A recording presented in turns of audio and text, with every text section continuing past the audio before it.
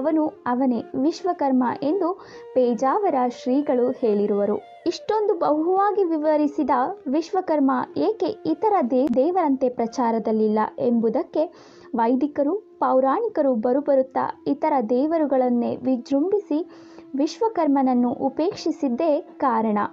ಮೂಗು ಕೊಟ್ಟವನನ್ನು ಮರೆತು ಮೂಗುತಿ ಕೊಟ್ಟವನನ್ನೇ ಕೊಂಡಾಡಿದಂತಿದೆ ಈಗಿನ ಸ್ಥಿತಿ. ವೇದ ಕಾಲದಲ್ಲಿ ವಿಶ್ವಕರ್ಮನಿಗೆ ಅಗ್ರಪೂಜೆ ಸಲ್ಲುತ್ತಿತ್ತು. ನಂತರ ಕಾಲಾಂತರದಲ್ಲಿ ವಿಶ್ವಕರ್ಮನ ಪಂಚತತ್ವಗಳಿಂದ ರೂಪುಗೊಂಡ ಗಣಪತಿಗೆ ಅಗ್ರಪೂಜೆ ವರ್ಗಾಯಿಸಲ್ಪಟ್ಟಿತು. ವಿಶ್ವಕರ್ಮ ಎಲ್ಲರ ದೇವರು, ಅವನ ಆರಾಧನೆಯನ್ನು ಎಲ್ಲರೂ ಮಾಡಬೇಕು. ಸಾರ್ವಜನಿಕರಿಗೆ ವಿಶ್ವಕರ್ಮ ತತ್ವ ಅರಿವಾದಾಗ ಮಾತ್ರ ದೇಶದ ಅಭ್ಯುದಯ. ವಿಶ್ವಕರ್ಮ ಧರ್ಮ. ಶಿವನ ಆರಾಧಕರು ಶೈವರಾಗಿರುವಂತೆ ವಿಷ್ಣುವಿನ ಆರಾಧಕರು ವೈಷ್ಣವರಾಗಿರುವಂತೆ ವಿಶ್ವಕರ್ಮನ ಆರಾಧಕರು ವಿಶ್ವಕರ್ಮರು. ವಿಶ್ವಕರ್ಮ ಧರ್ಮ ಸನಾತನ ಧರ್ಮ.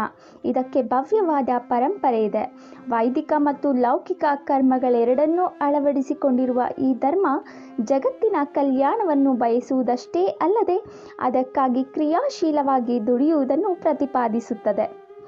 ವಿಶ್ವಕರ್ಮ ಧರ್ಮ ಎಂಬುದು ಒಂದು ನಾಣ್ಯವಾದರೆ ಅದರ ಒಂದು ಮುಖ ಆಧ್ಯಾತ್ಮಿಕತೆ, ಇನ್ನೊಂದು ಕೈಗಾರಿಕಾಭಿವೃದ್ಧಿಯ ವಿಜ್ಞಾನ